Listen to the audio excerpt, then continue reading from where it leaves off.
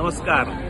आज मंगळवार दिनांक 23 सप्टेंबर रोजी मी आता मंत्रालयामध्ये प्रांगणात उभा आहे. आज राज्य सरकारने जी कॅबिनेट बैठक झाली त्या बैठकीमध्ये वसई, नालासोपारा आणि विरारमध्ये जनतेच्या हिताचा एक चांगला निर्णय झाला. आचोळा येथील जागा महाराष्ट्र शासनाच्या नावाने आपल्या सरकारने आज महापालिकेकडे वर्ग करण्याचा निर्णय घेतला.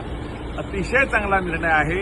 मी माननीय मुख्यमंत्री महोदय आदरणीय देवेंद्रजी, माननीय उपमुख्यमंत्री महोदय आदरणीय शिंदे साहेब, तसेच माननीय उपमुख्यमंत्री अजितदादा पवार, तसेच आमचे लाडके महसूल मंत्री आदरणीय बावनकुळे साहेब आणि राज्याचे लोकप्रिय अध्यक्ष आदरणीय श्री रविदादा चव्हाण साहेब या सर्वांचे मनापासून आभार व्यक्त करतो की त्यांनी आम्हाला सहकार्य केलं आणि ही जागा महापालिकेकडे वर्ग करण्याचा निर्णय घेतला. विनामूल्य अंदाजे 22 कोटीपेक्षा जास्त रकमेची जागा महापालिकेला विनामूल्य वर्ग करण्याचा निर्णय घेतला. मी मनापासून त्या सर्वांचे आभार मानतो.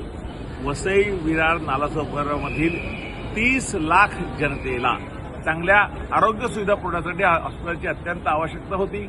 ह्या जागेचं 2 वेळा भूमिपूजन झालेलं, परंतु जागा माननीय न्यायालयाच्या नावावर असल्यामुळे तिथे काम चालू करता येत नव्हतं. मी जेव्हा आमदार झाल्यानंतर ह्या गोष्टीची चौकशी केली तेव्हा माझ्या लक्षात आलं की ही जागा माननीय न्यायालयाच्या नावावर असल्यामुळे इथे काही काम चालू करता आपल्याला येणार नाही.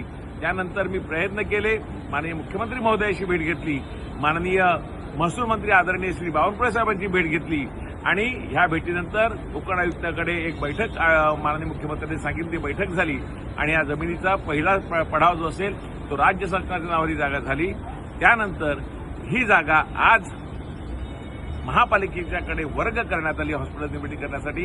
मी पुन्हा एकदा महाराष्ट्र सरकारचे आदरणीय लाडके आमचे देवाभाऊचे, दोन्ही उपमुख्यमंत्री महोदयाचे आणि बावनकुळे साहेबांचे, आदरणीय चव्हाण साहेबांचे मनापासून आभार व्यक्त करतो. धन्यवाद.